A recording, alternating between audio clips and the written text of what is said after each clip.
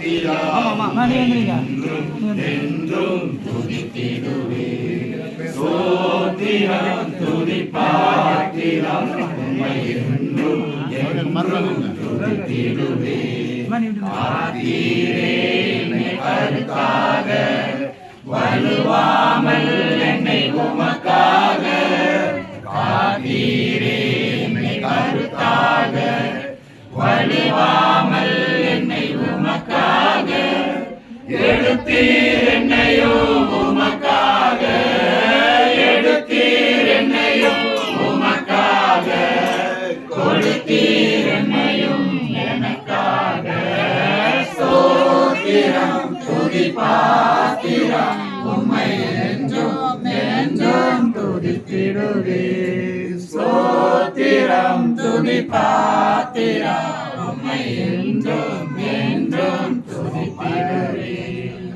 கர்த்தருக்கு ஸ்தோத்திரம். இந்த ஆசீர்வதிக்கப்பட்ட இந்த நல்ல நாளிலே இந்த வீடையும் பிரதிஷ்டைக்கும்படியாக கர்த்தர் பாராட்டின கிருபைக்காக ஆண்டவருக்கு நன்றி சொல்லுகிறேன்.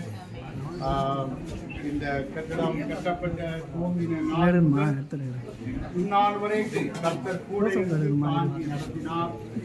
கர்த்தருடைய கிருபை இந்த வேலைகள் மேல வேலை செய்கிறவங்க மேல கர்த்தர் இந்த சாட்சிகளை நாம கேட்டது மாதிரி பிள்ளைகளுடைய தேவைகள் எல்லாவற்றையும் அற்புதமாய் தாங்கி நடத்தி இம்மட்டும் எல்லாவற்றையும் முடிக்க உதவி செய்தபடியால நாம் ஆண்டவருக்கு நன்றி சொல்ல கடமைப்பட்டிருக்கிறோம்.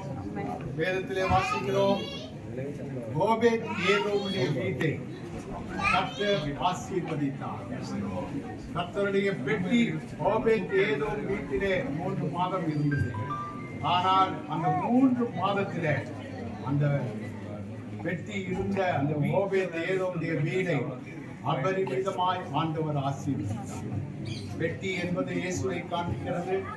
நம்முடைய ஆண்டவரை வெற்றிகரமாகி இயேசு கிறிஸ்து இந்த குடும்பத்திலே மையமாய் விளங்கி அவர் இந்த காரியங்களை எல்லாவற்றையும் நன்மையாய் செம்மையாய் செய்து முடிக்க உதவி செய்தார்.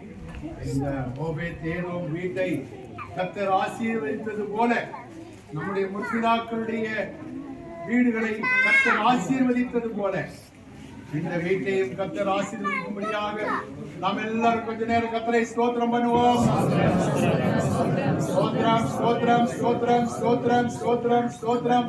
இந்த வீட்டிலே எப்போதும் தேவ பிரசன்னம் விளங்கும்படியாக இந்த வீடு ஜெப வீடு என்று அழைக்கப்பட ஜெபிக்கிறவர்களாய் இந்த வீட்டிலே குடும்ப ஆராதனை குடும்ப ஜெபங்கள் துதி ஆராதனைகள் எப்போதும் உண்டாயிருக்கும்படியாய் கர்த்தரை ஸ்தோத்திரம் பண்ணுவோம். பிதாவாகிய தேவனை ஸ்தோத்திரம் பண்ணுவோம். ஆனாய கிறிஸ்துவை ஸ்தோத்திரம் பண்ணுவோம். ஆவியானவரை ஸ்தோத்திரம் பண்ணுவோம். தேவனுடைய நாம மகிமைக்காக அருமையான இந்த குடும்பமும் பிள்ளைகளும் வேற பிள்ளைகளும் எல்லாரும் வந்து தேவனுடைய பரிசுத்தவான்கள் வந்து கால் மிதிக்கிற இடமா இந்த இடம் விளங்கும்படியாக இந்த வீடு யெகோவா ஜீரே என்று அழைக்கப்படும்படியாக இந்த இடத்தை பிதா குமாரன் பரிசுத்தாவியின் நாமத்தினாலே திறந்து வைக்கிறேன். நல்ல கடவுளை தட்டி கர்த்தரை ஸ்தோத்திரம் பண்ணுங்க.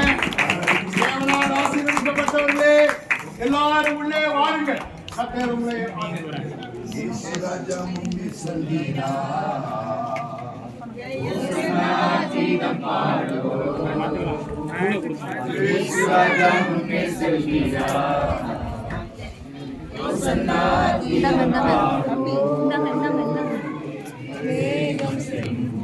அவ்வளோதானா?